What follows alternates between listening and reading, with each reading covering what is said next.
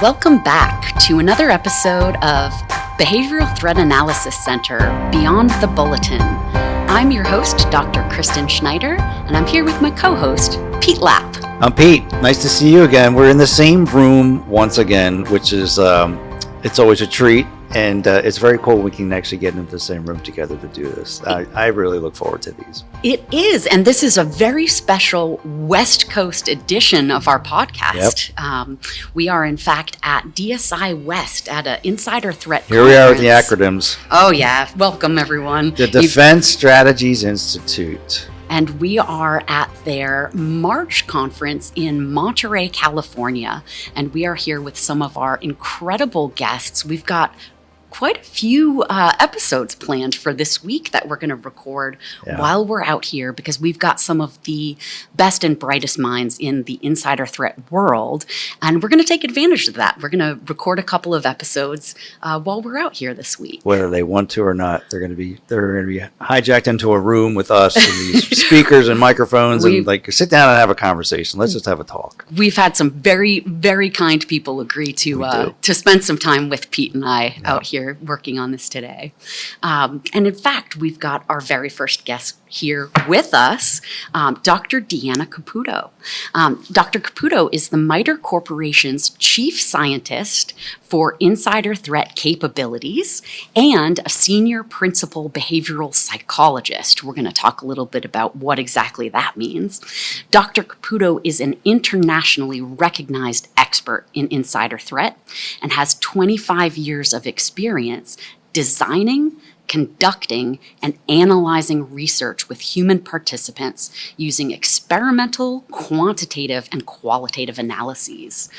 So we are excited. I, for one, am very excited to talk with Deanna about behavioral science research, something near and dear to my heart. Well, I'm totally excited too. I mean, and we were talking to Deanna before this. Kristin's a smart one here. I don't know about that. Yeah, and Pete gives me a run for my money. And I'm just the Swiss Army knife guy. Thank God, because we need you to do things like, figure out the chord for the recording. I got a new nickname, Swiss Army knife. Swiss Army and I knife. think actually you gave me that nickname, so thank you, Deanna. You're welcome. You're showing many skills. Many skills. You didn't know when you were coming on today that you would be giving out nicknames as well, but It was in the hallway even before I got here, but it carried. See, it stuck. That's a good nickname. It If is. It sticks. It's good. that's exactly right. Well, we are so excited to talk to you about your work, but I think really we've always tried on this podcast to start by really getting to know the person behind the work. Sure. And so, I did a little introduction. And I know you've been with MITRE for a long time. We want to talk about your role there. Are you saying I'm old? No, ma'am. old? I think you and I graduated Experienced. from college the same year, actually. That could be true. I think you're just the perfect age. I Oh, think there it you keeps go. getting better. You're as not far- biased at all. I'm not, well, maybe only slightly. But I also have spent many years doing behavioral science research in the area of insider threat. So I'm so excited to talk to you about this work. But I also realize it's not the most obvious, clear trajectory. My guess is you didn't, when you were 15, probably have all of this mapped out ahead of you. Correct. I'm guessing it took some surprising twists and turns along the way. True. Tell us a little bit about how you got to this work. How on earth did you end up working in insider threat? Sure. My trajectory started, I have wanted to be a clinical psychologist, which I am not, since I was 10. And so I had that trajectory pretty planned out. And then in my last year in college, I had this epiphany of, I don't want to do therapy. It was a really big deal. And I'd planned out colleges and done all my applications. And so then it's the what are you going to do with your life concept. And that's almost harder when you thought you knew what you wanted to do.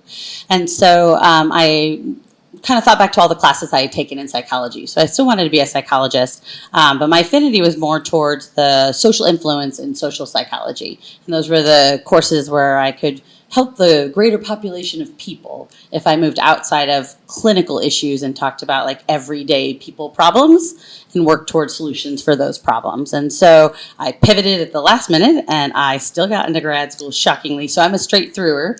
all through college, straight to graduate school, and ended up working with some fantastic social psychologists. And so my credentials is social and personality psychology. But I started with one advisor who did, Tom Gilovich, some amazing things in social influence, which is what I wanted to do.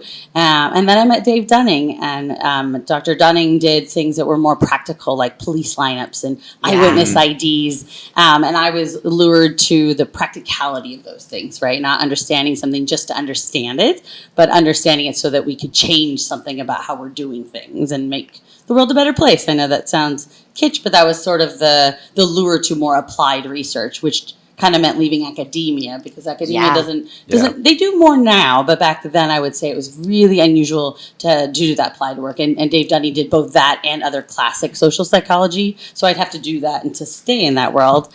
And so my dissertation was all on eyewitnesses and police lineups, and I loved it all, and I thought I was going to come out and I was going to help police departments do better lineups. And then I talked to police departments, and they said, oh, yeah, that's really interesting, but you'd have to become a police officer. And I was like, I didn't go through all this schooling and stay poor until I was 26 years old to then go to the police academy, right? Right. And so it was one of those sort of decisions then, but I was already had an affinity for like law enforcement, but helping, right? This is not about judging. They have a really tough job on the behavioral side. And I think that there's a lot of value from behavioral scientists looking at how they do what they do and just making it stronger. And so when that option, I was jury and trial consulting. I did that for a whole year. Yep. That is a totally different thing. And I did this huge murder trial in Ithaca, where I was a grad student upstate New York. So I was still... That's right. You were at Cornell. I was, yes. And that was the only grad school I got in. So that's always a good hearken to, you plan this whole path and then you apply to all these schools. And I only got into the long shot one.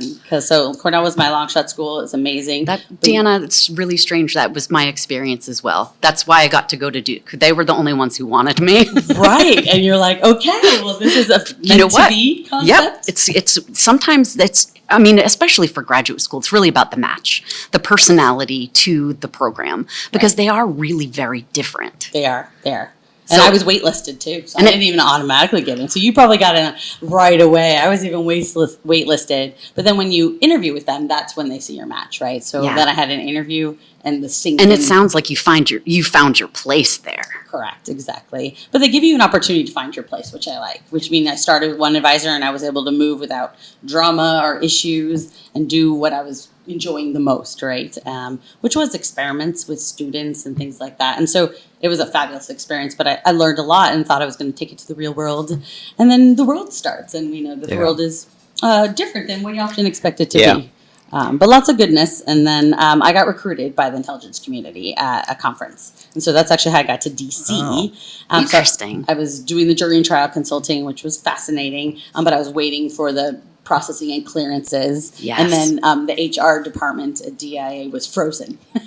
And so I was like, well, I can't wait much longer. So I ended up as a contractor, which is also a different experience than I expected. Yeah. We can attest. I bet you can attest to that, yes. And so I did profiles of foreign leaders for the military, like sort of information operations. Oh, and wow. psyops. That must have been fascinating. It is fascinating. It's also very introverted because you're looking at a lot of intel on a computer the entire time. Yeah. So it's like a cube life. For a person who is a social psychologist and I can imagine knowing you and knowing your personality, you are a people person. I am an extrovert through and through. And so Without a at doubt. almost 3 years, I was like, I don't think this is the job for me. But you didn't want to be a clinician, right? Yeah, that wasn't less about engaging with people. I really do enjoy that. Okay. I think, but clinical psychologists only help so many people that sit in front of them. Yes. And not because of whether they're good at it or not, because that's just how the human works, right? Yeah. So they're going to come in and some it's going to work and you're going to be helpful. The number I was given was 30%. Yeah. So you help about 30% of people that walk through. Got it. And I just, that number didn't work for me. I was like, that is just too small for the amount of effort and compartmentalizing, because you're dealing with people's issues. And I just decided that wasn't the right fit. And obviously things happen for a reason. And she also didn't want to be doing push-ups in the gravel with Dr. Carrie Gibson, Hey, it sounds like.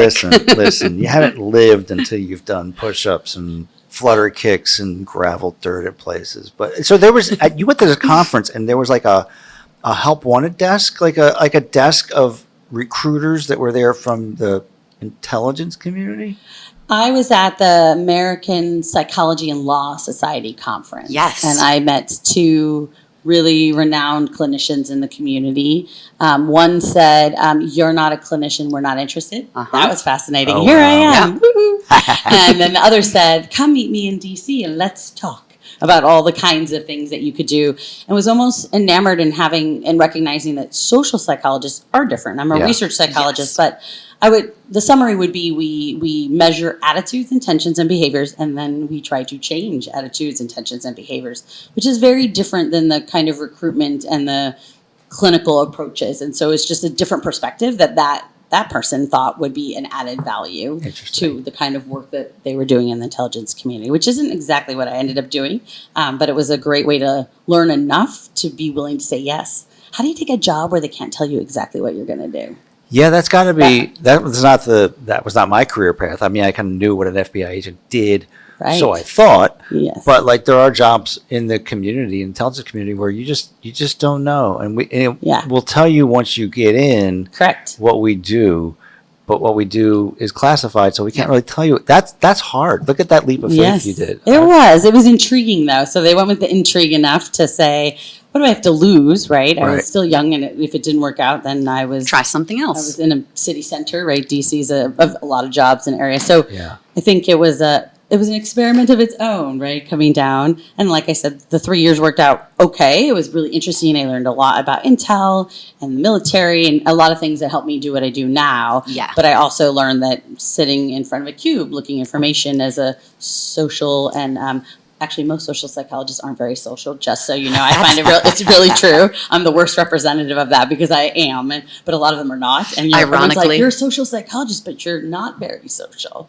But I am, and so I wanted something that was more engaging. And so I went on the job market, which is interesting when you have a clearance. It does matter, and it's interesting. True. So I went to a job fair by the Washington Post. And it was mostly engineering companies. DHS was brand new, and so they were hiring. But so I dropped my resume at a bunch of places, and I found MITRE because I had just perused past 3 stands that said, "Oh yeah, you're not an engineer." And so when I got to the end one, which was MITRE, I said, "Oh, I'm not an engineer." And the guy's like, "Well, what are you then?" And I said, "I'm a psychologist." And he's like, "Ooh, we have a department of people just like you." It was the strangest entree to kind of a new area.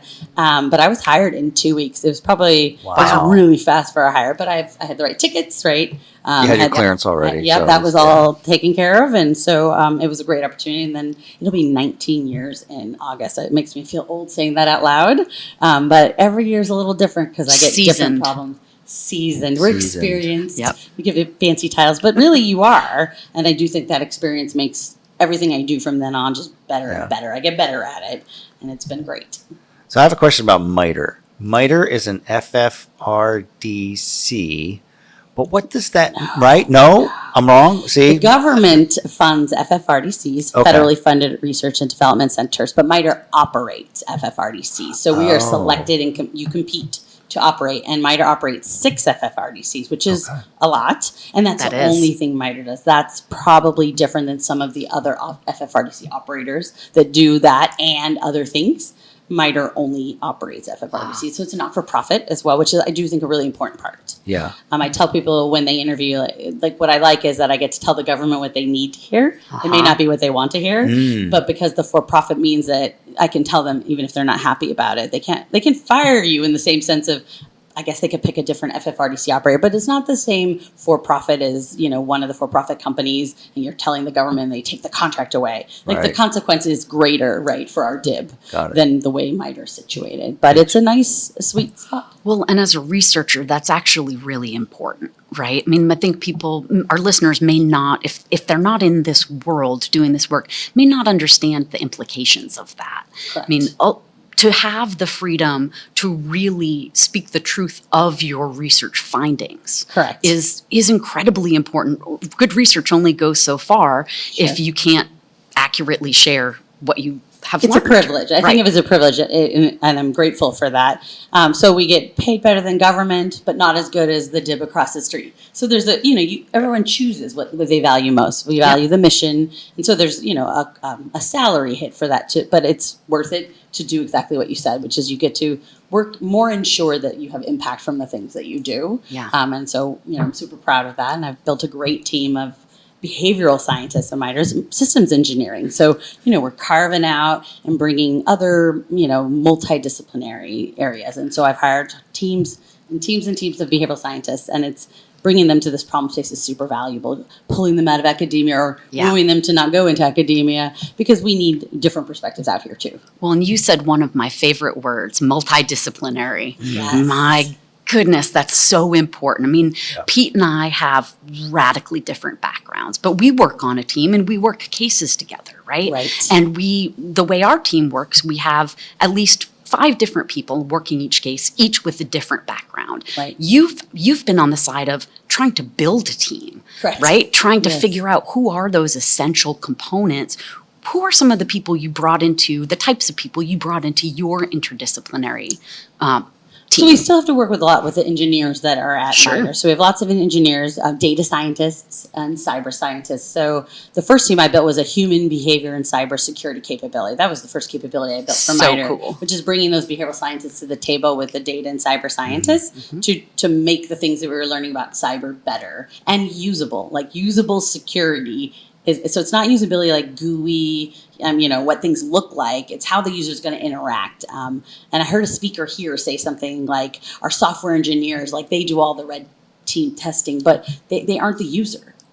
And so those are the models that we had to counter even in the government, which is those aren't the people that should be looking to see if what you've built is useful and helpful to the person using it in intel. We build a lot of things for the military and for intelligence, but who's going to make sure that they're impactful, and who's going to understand the human side of that, like what they bring and why people do what they do and how. That's outside of that realm. And so I had to educate, though, the difference between multidisciplinary and interdisciplinary. Yeah. Have you bumped into that? Yeah. Which is, I'll just go learn about what you do, and then it's interdisciplinary. Yep. And I think it doesn't quite work that way. it is not. And I've also tried to train engineers to have a more behavioral perspective. Yeah. Or I have to train behavioral scientists to have a very applied law enforcement security perspective.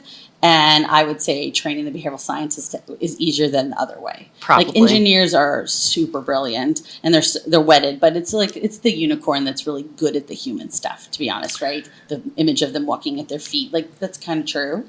But they're so brilliant. But the multidisciplinary is the magic, which is we come together. Yeah. You bring what you know, I bring what I know, a 4th, 5th, however many you need, and we talk about it and we come to something. That is the magic. The interdisciplinary, if I'm going to go learn enough to apply and bring a little human, that isn't as effective. Yeah. But a lot of people don't realize there's a difference. Yeah, and you've got to have those people. I mean, depending on the situation, if we're working a case, sometimes you need external resources as well. But just having those core components of those people that have different perspectives and are bringing, for example, bringing a scientific methodology, a perspective of let's bring some science to bear on this question. I mean, that's not a perspective that every single team member is going to bring, but it's a pretty important one, isn't it? Yeah, and it comes up a lot of discussion at the Insider Risk Summit that we're at about AI. Yes. And what are we going to do with the AI agents that are now like employees, right? And they're taking on roles. But what I'm not hearing is like, what do those AI agents look more like the humans on the inside? Do they look more like an APT who came from the outside and is now inside? Because a human insider looks different from an APT that got in. Yeah. I already know that. I've demonstrated that. But we're making assumptions now about what that AI agent's going to look like. And what we really need to do is go figure that out and go study it, right? And figure out what they look more like so we can borrow the right indicators instead of just leveraging what we have and hoping it will stick. And so that's the research perspective. What's the piece we still need to research? And then there's pieces that don't need research, of course. Well, and speaking of indicators, you've done an awful lot of research on the area of psychological indicators, right? I mean, and so you're right. If we're talking about AI, we're talking about a really different sort of application that's very different than the human individual that we're used to thinking of as the center of an insider risk. Yeah, I think the humans have helped us out a little bit, unlike violence and violence threat assessment, which I think is kind of a different kind of adjacent person. I think the other kinds of insider risks are more similar in the sense that the humans, we're looking for the behaviors that they do. The why they do it has been less valuable for indicators. So you said indicators, you didn't say interesting or deterrence. If we're looking at deterrence, and then the why you do it matters. But when I'm looking at indicators, what we have learned from the research is whether I'm doing it because of money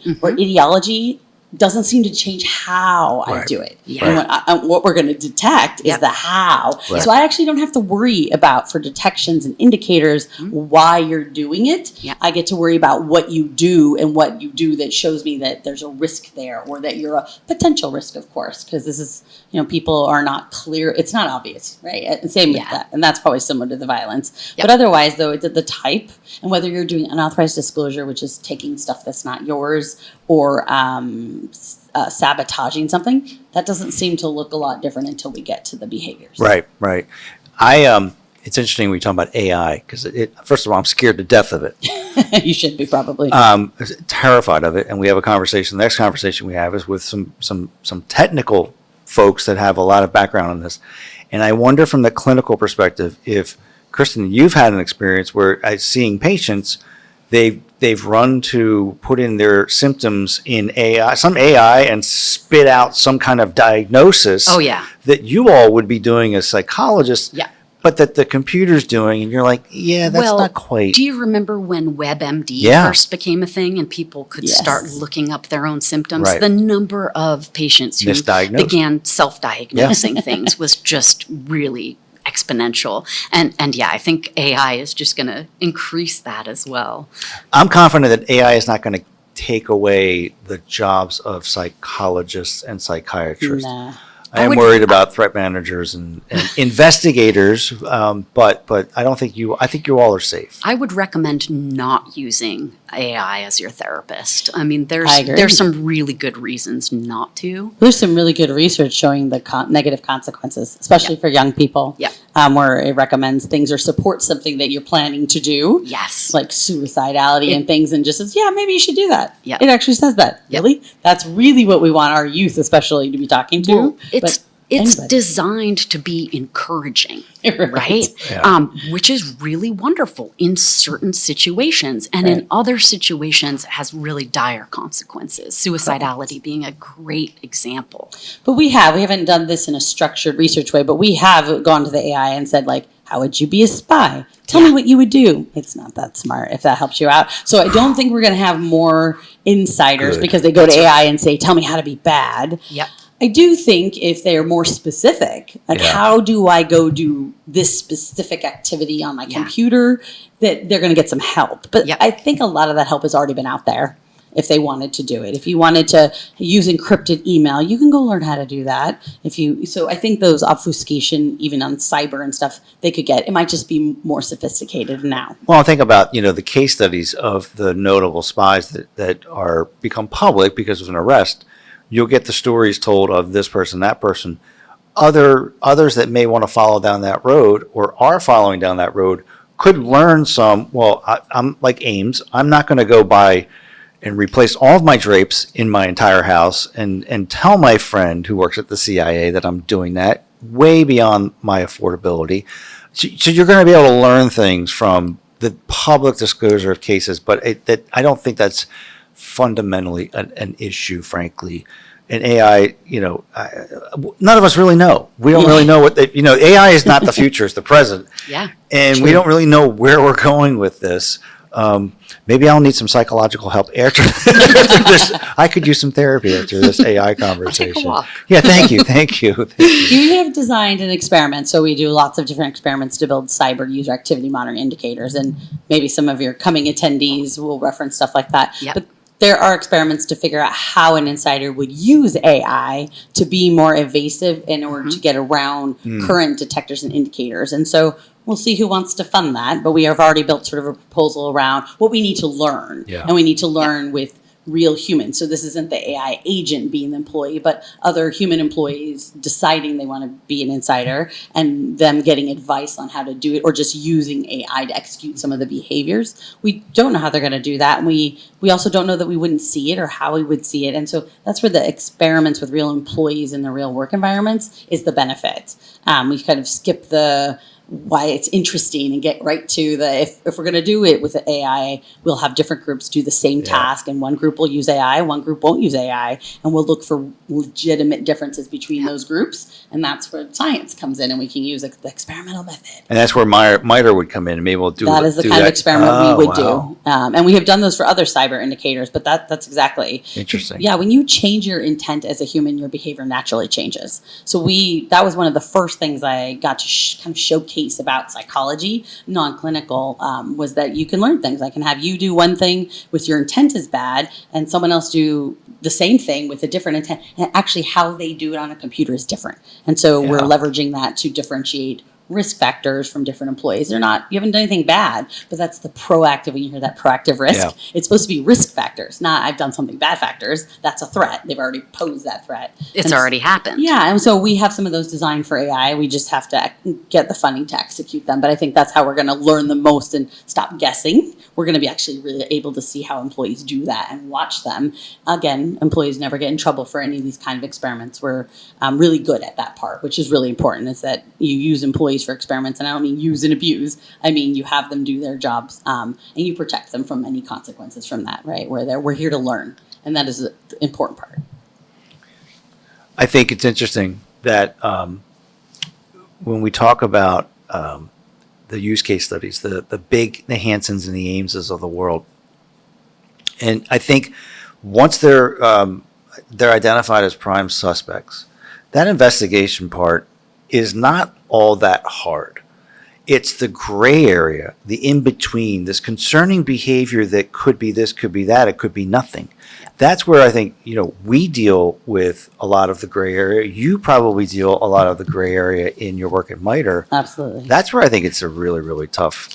Once someone's crossed that line, now catching them in the act of committing espionage or putting the case together, and I'm have some personal experience on this, so I can say this with some background, that that's not as hard as looking at an individual who's exhibiting some concerning behaviors, Right. these potential risk indicators that you talk about, but not enough where they've crossed that line. And how do we deal with those medium-sized cases, if you will, as individuals? But that's what makes this so much fun. That's right. That's the hard part, but this it is- is the intriguing part that keeps us going, right? It's much more fun than trial jury kind Yes, of work. exactly. It might Yeah. be more fun than some of your investigative work, Yeah. but like you said, it's an important part. But you're pulling strings that you're already Right. aware of a lot of, and we're grasping at straws.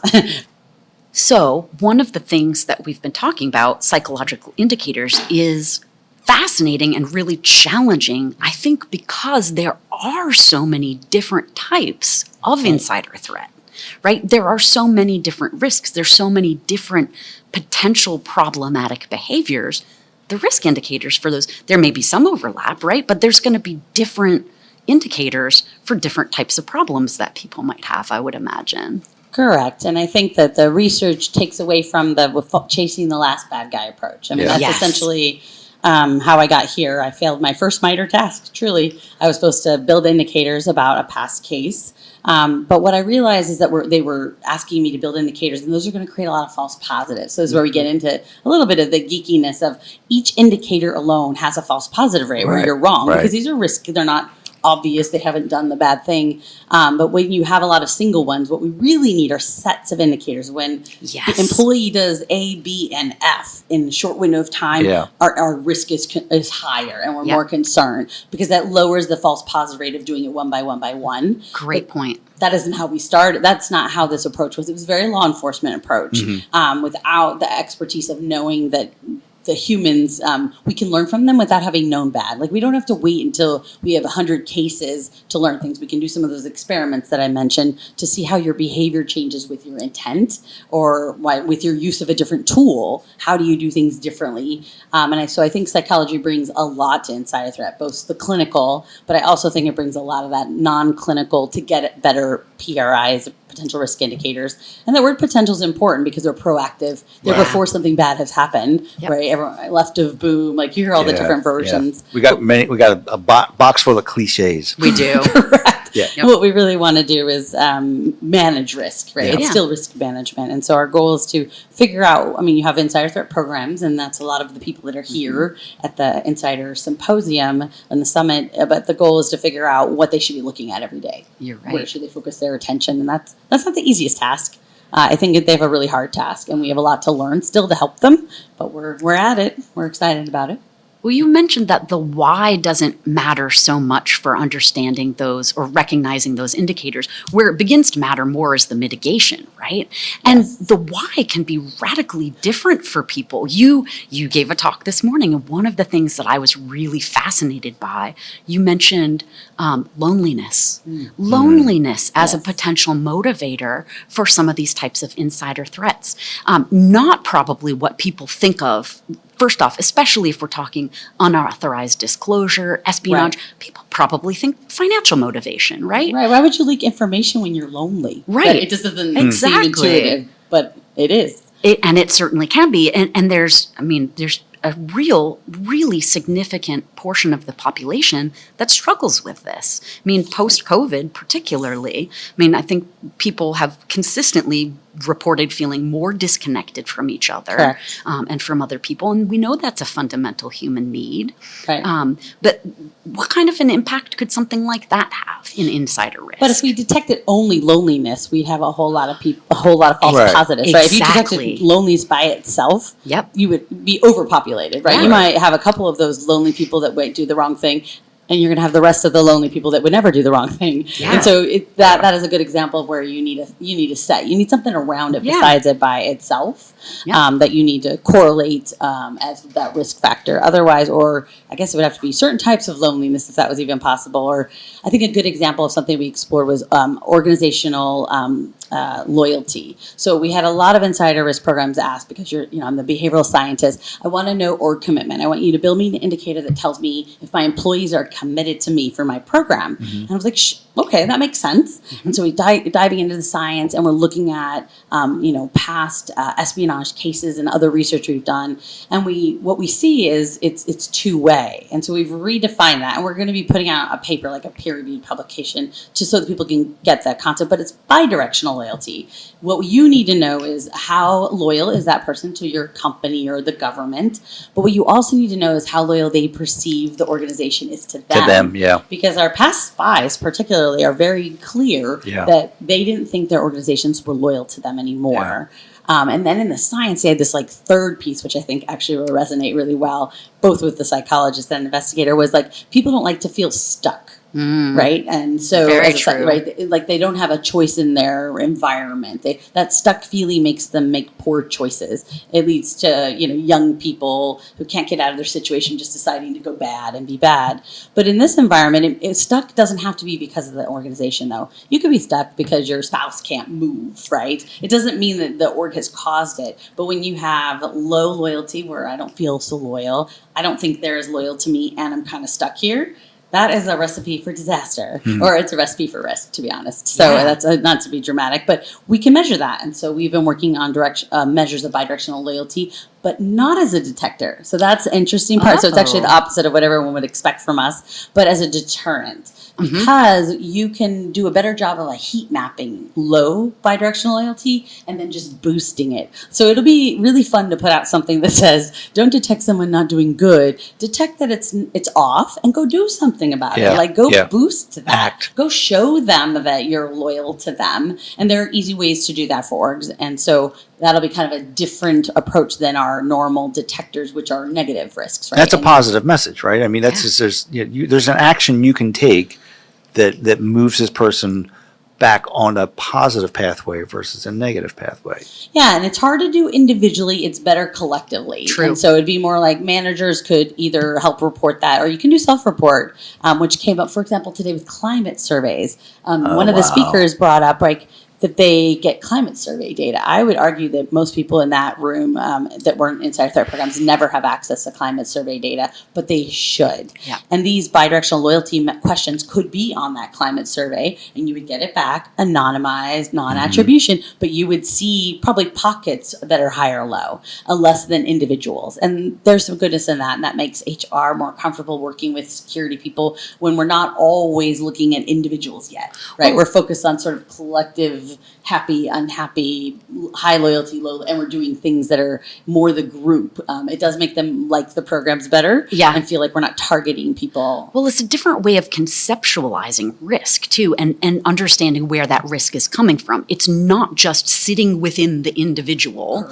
coming into the organization, and then it leaves when that person leaves, right? Exactly. There's some very real important things in interactions between the individuals and the organization itself. And the environment you put them in. It could be as easy as where they're working in the building, and it has sorts of issues, right? The HVAC's always off. That collective group can deteriorate as a group, or we get asked about toxic leaders a lot, which I do think some of that is a bit more clinical, and I'm not a clinician, so we don't diagnose leaders in any way, but I do think toxic leaders is like a lot of little things. Environmental. Correct. Yeah. And so these are the pieces of that. We're not going to have a measure for toxic leader. We're going to have a measure of that environment. Something's not right.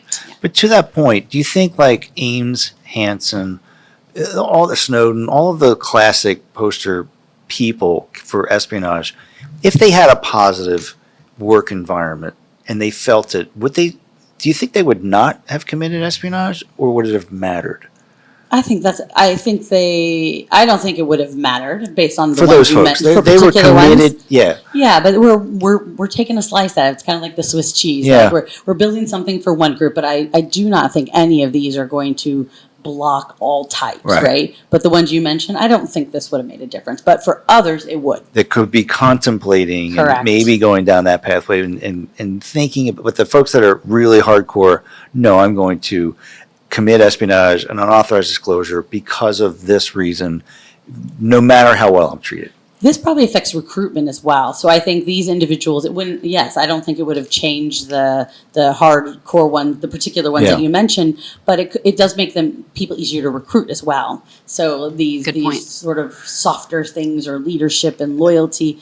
Yeah, don't take me wrong. Like I don't mean to say, well, this is junk because we can't predict.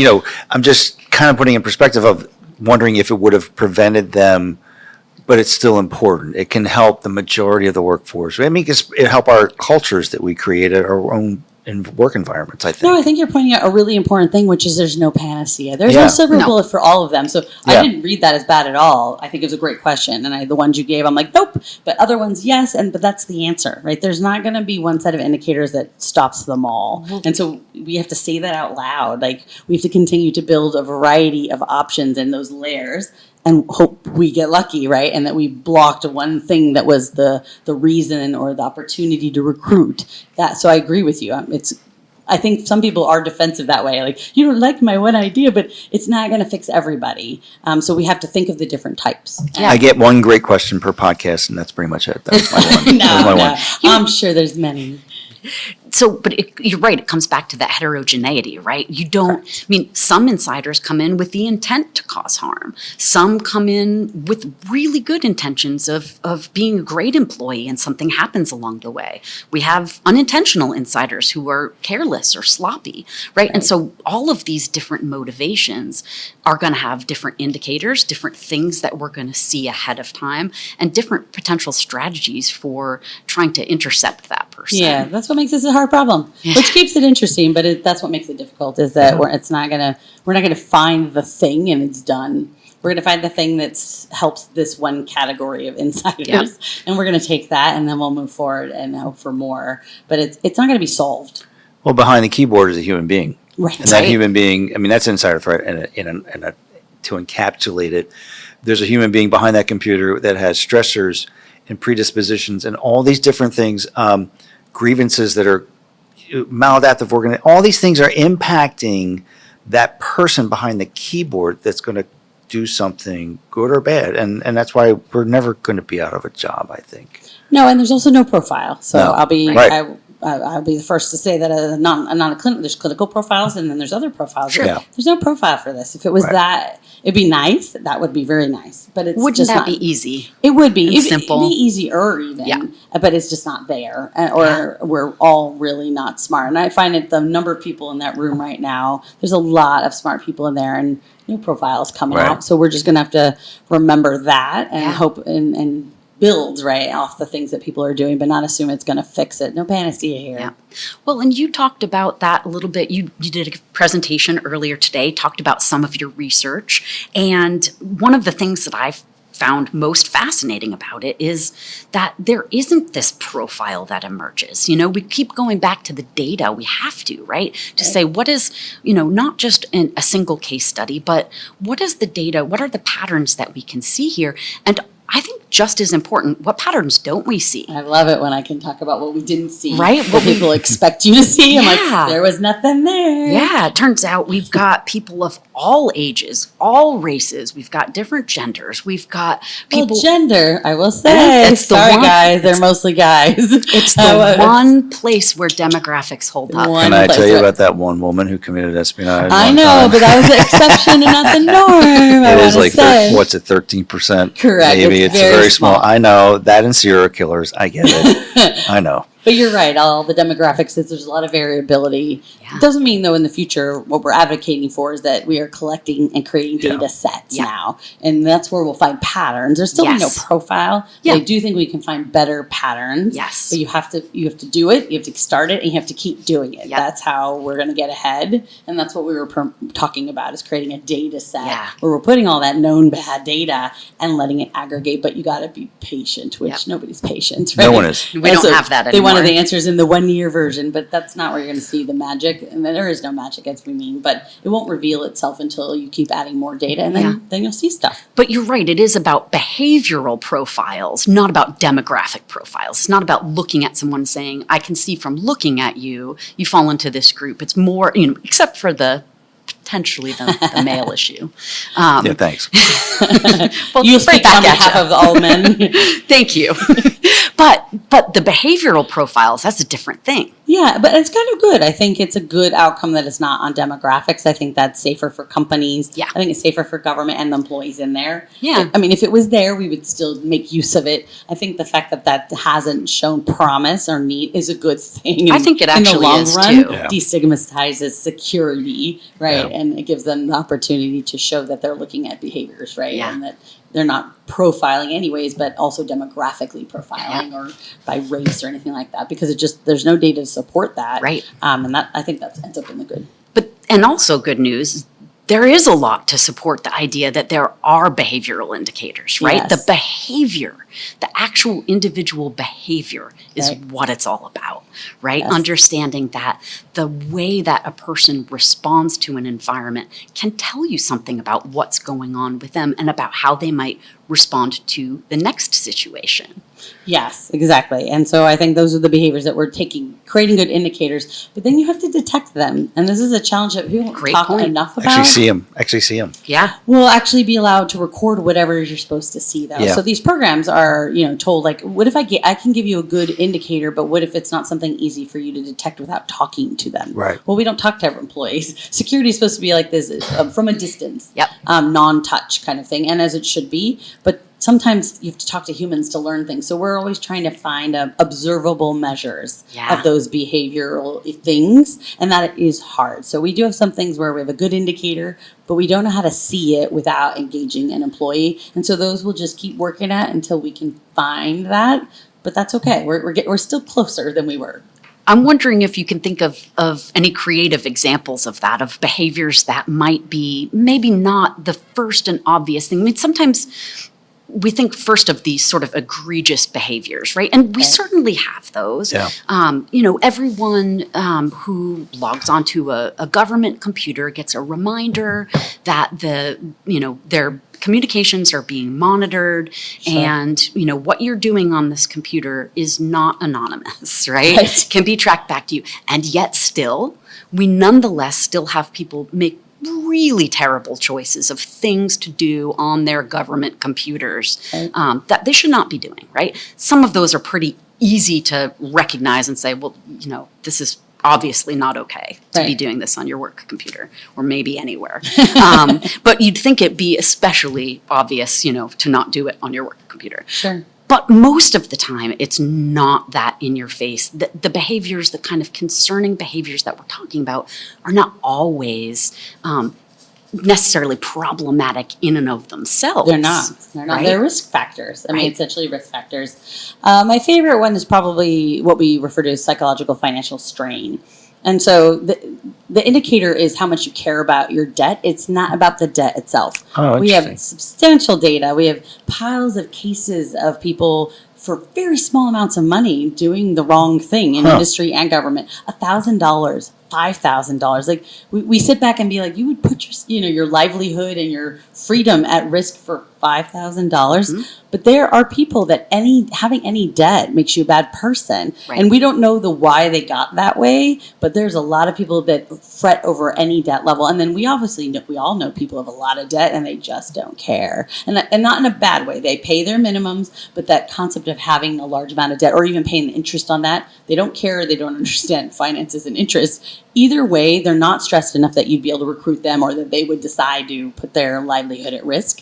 And so when you take both of those into account, it isn't the debt number. Yep. It's not the type of debt. We've seen no pattern in the type or amount of debt. Yep. What we see is people so stressed out about that debt. And so how do you measure that? Well, you talk to people, which is not going to be very helpful for an insider threat program. So we're working on observable measures of strain, both on a computer and interpersonally. And so we have some hypotheses, but we haven't been able to test them yet. But that would be an example where we have the indicator. It is financial strain. I'm confident in that. I have the data to support that. What I don't have is the detector to hand that room full of people that are trying to do this for their organization. And so this is where we have to keep doing research. But it's more the impact of the strain on the individual and how they feel about that. I know that feeling. And then the feeling. And then the investigators have to sit there and go, because we see these in our cases where there's $1,000 kind of credit debt thing, and if you're making good money, you're like, that's $1,000. It's not a big deal. But for that person, that $1,000 could be $1 million. Yes, I never thought of it from that perspective, and that makes total sense. And then we have an opportunity to like put our bias in there about our own views on debt. So, wow, okay, interesting. People worry. There are people who are like looking up their checking account balances constantly. Yeah. So that would be a potential cyber one, for example. Like I don't even need to see what you see. All I need to know is you go to your bank account and check it every day. There are people who check it every day. Mm-hmm. That's crazy in my mind that you would feel. Okay, so I do that. All right. I do it in the morning, and I have my spreadsheet, and I make sure that it's. Do you really? I do, but it's just. But it makes you feel better. It makes me feel better. It's not like I stress about it, but I just want to make sure. But do you stress if you don't do that every day? I can say I do. Yeah. I can honestly say I do. Yeah. And it's like my spreadsheet doesn't match my checking account. I need to make sure. But I feel like it's me being more diligent and adult versus something that I need to speak to a professional about. Or maybe it's, are you worried about fraud and it not connecting? No. It just not makes really. you feel more secure. It's just like kind of, I got my shirts dry cleaned and ironed, and I make sure my bank account's up to date. Like I can't, it just makes me feel, puts me at ease. Financial housekeeping. It does, yeah. And yeah. but that's It's like making your bed every morning. I example. make my bed in the morning, and then I check. That to me is just like, it's just a basic part of my routine, my daily routine. So those would be the false positives that we have to weed out. When I say like every behavioral indicator comes up with, we have a false positive. I have a new nickname. You would be the false False positive positive. I'm the because false you would positive. still flag, Yeah. but we would be like, you aren't really concerned the weight. You're not strained by it. It just is part of your process. And Yeah. but it's not the same kind of strain as other people that I'm talking about. They check to make sure that it's not gone up or down, but they're more paranoid. So when we go look at strain, we're going to see what you described. Then we have to figure out how to take and narrow it further. And so it's never going to be easy. Now, the difference between my checking account and my portfolio. Yeah, I would say investments are Your different. investments are a totally different. We'll not I even have agree. that conversation. Don't check your portfolio. Just kind of like do something else. Get a hobby. Go for a run. Something. Well, but the underlying issue is it comes back to what does it mean to you? Yeah. Right? Correct. It's always about, and when I work with a patient, this is something we focus on a lot, right? Because human experience isn't just what happens. It's the story we tell ourselves Right. about what has happened to make sense of our own experience. Correct. And if you can understand a person's story, right? The story that helps them make sense of their world, now you're getting somewhere. Yeah, I call that the clinical advantage, right? Like if you could sit down and talk to them about all these things, you'd be able to figure out which employees to worry about. We just don't do that. And that wouldn't be socially acceptable, and nor would I recommend that. But you would. I think you could do that. And now we have a security person Yeah. who's not a clinician or even Yeah. a psychologist has to go figure out how to do pieces of that appropriately. Yeah. Right. And that's the hard part. And we don't want to be asking them to do things they're not qualified to do, Yeah. nor should be doing. And that's where people get I call it the creepy factor of insider Yeah. threat. We're always balancing the creepy factor. Yep. And HR people that have also really good contextual data don't share because they're worried about the creepy factor of security people. And so I think doing the research is another way to give the program something to point to reduce the creepy factor as they go to talk to other stakeholders. Frontline look, managers, and this is why I'm Yeah. looking at this instead of, well, I'm looking at it because I want to. Right. No, I'm looking at this because research says that our insiders are more likely, not a profile, more likely to do X or Y. And so we're going to keep an eye out for that. Yeah. And then you go and there's no consequence. There's no negative outcome.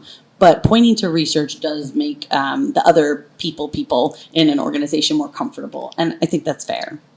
We at BTAC are very good and very appreciative of the research and point to research all the time, whether it's in our bulletins. I mean, this whole really podcast important. concept is about diving into the research that goes into the things that we write in these bulletins. So we're big fans of the research. So keep it up. Keep going. Please. Violence research is the hardest. It is. I remember I met Reed Malloy. I've only met him once at an legend. FBI event. And he saw the slammer research that I had done, which we can't talk about too publicly. But he came up and said, you do real research on insiders, right? I'm like, what Yes, do sir.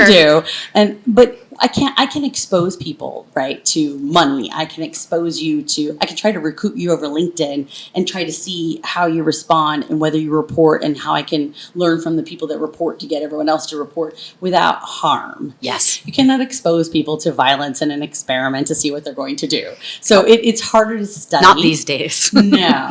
But we did do like a national survey on people's perceptions of we're trying to understand why employees tolerate a lot of escalation in the workplace. You would think that if somebody pushed me in the workplace, I'd report it. But people push people all the time and nobody reports it. I mean, if you put your hands on me in a workplace, so clearly I don't understand what people expect. And so we wanted a bigger perspective. So we did do that, but it is so hard to get violence indicators, right? It definitely needs a more clinical flair. I do think there is a more clinical flair to that, but I also think that it's just harder. And so I don't envy that it's harder for us to even help you with research, but hopefully pieces of the research we do adds value, right? Well, without a doubt. I mean, one of the things we talked about a little bit earlier was a suicide study that you did, Yes. right?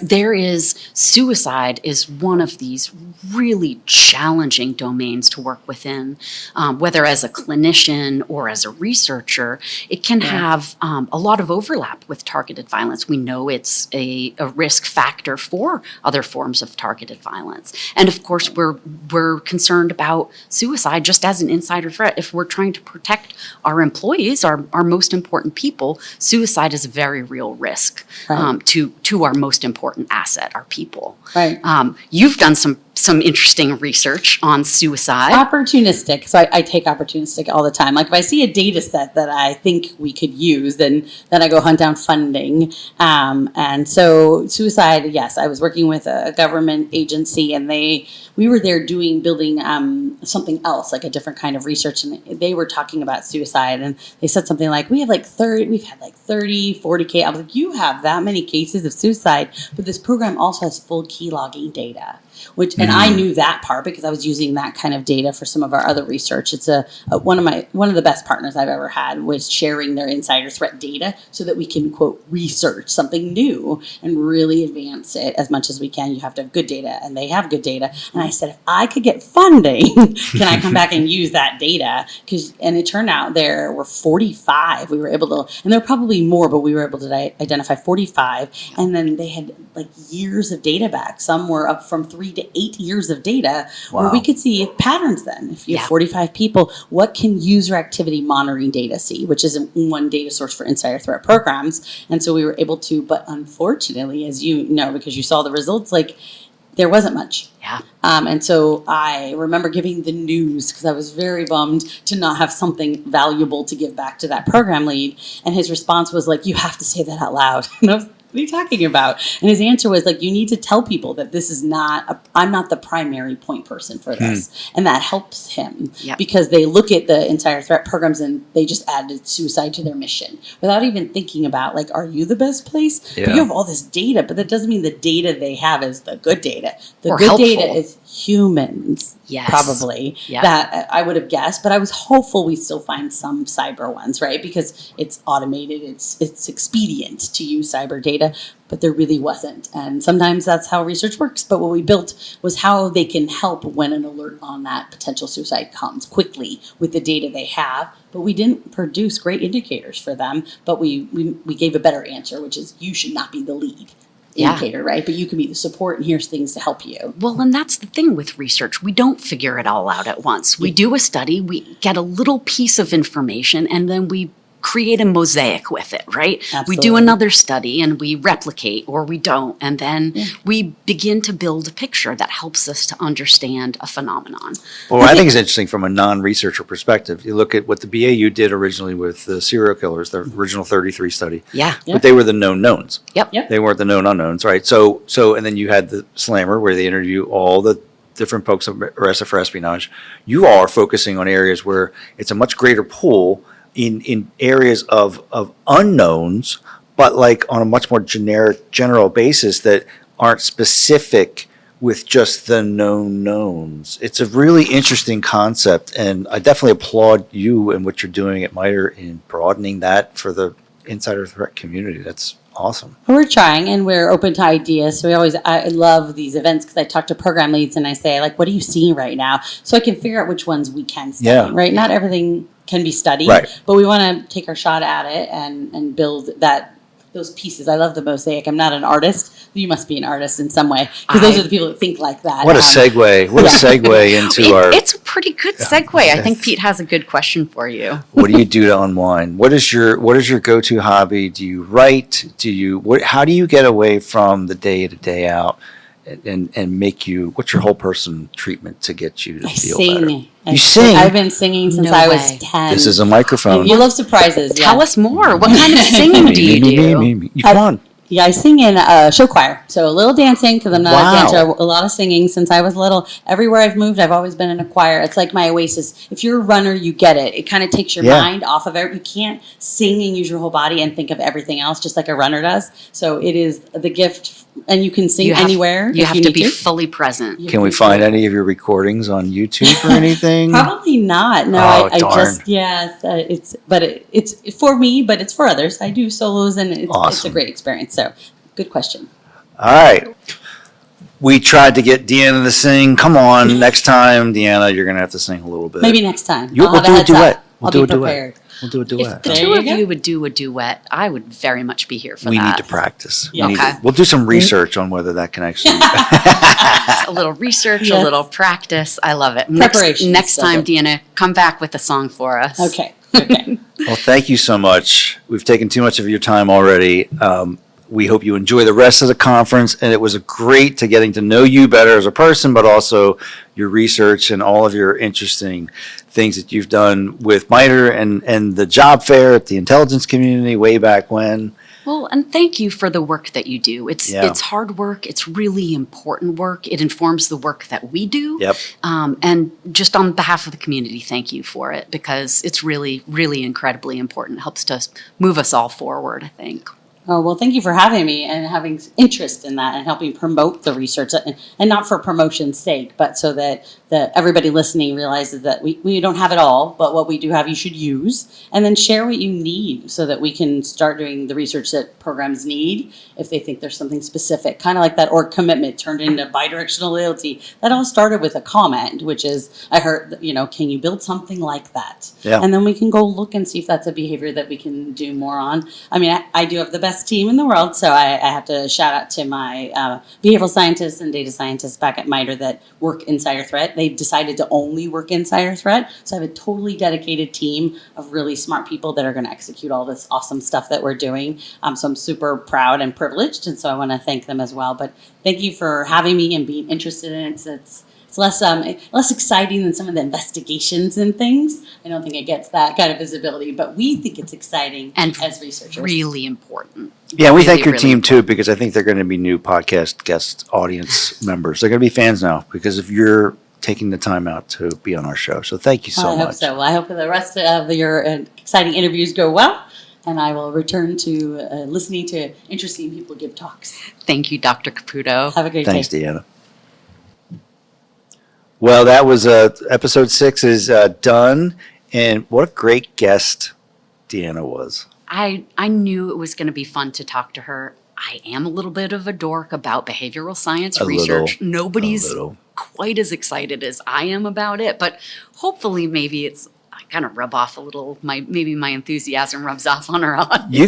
You guys were having your thing, and it was really cool. It was nice to watch you both have that conversation, the PhD to PhD, and injected a couple things in here. But it was a wonderful conversation. That financial stress thing was really, really interesting for me, not from a personal perspective, but from an investigator perspective. I thought that's something that our audience would generally learn from and benefit from. So there's a nugget there free of charge. Yeah, she had a lot of really unique insights. I think the perspective of the researcher is one. Yeah. I mean, we had that a little bit with Carrie. Carrie does a lot of research, but she is a clinician, so she's coming from that different angle. Carrie Gibson Carrie- from the BAU. Yep. So, Guest so two. this is really a different kind of an angle on insider threat Yeah. research than we've had before. So I'm excited to share that with our audience. And MITRE's a big name in the insider threat space, and the research is well cited throughout. So real quick, we're going to give a shout out and a thank you to Yes. the Defense Strategies Institute, DSI, for hosting us here. They've been very kind to give us a room. Want to let you know that September 15th and 16th of this year is the National Insider Risk Symposium in a town called Washington, D.C. I've heard of that. Save the date. They are already looking. It's the 11th annual Defense Strategies Institute. This is DSI West. That is just DSI. But make sure you, if you're interested in this space and you're willing to travel to Washington, D.C., which is a great town, come on out to DSI in September, and maybe we'll do this again there. Ooh, I Maybe like they'll- that maybe they'll idea. have us back. I like that idea. And it'll be here before we know it. September sounds really far away right now. Don't speed bump through summer. I'm Come on, sorry, don't but- speed bump through summer. I still got to get my flip flops out and get there. So, all right, we'll talk to you all later. The views and opinions presented herein are those of the interviewer and/or interviewee and do not necessarily represent the views of the Department of War or its components, including Defense Counterintelligence and Security Agency, or DCSA. Further, any reference to the use of specific resources or consultation with non-government personnel does not constitute endorsement by the Department of War, its components, or DCSA.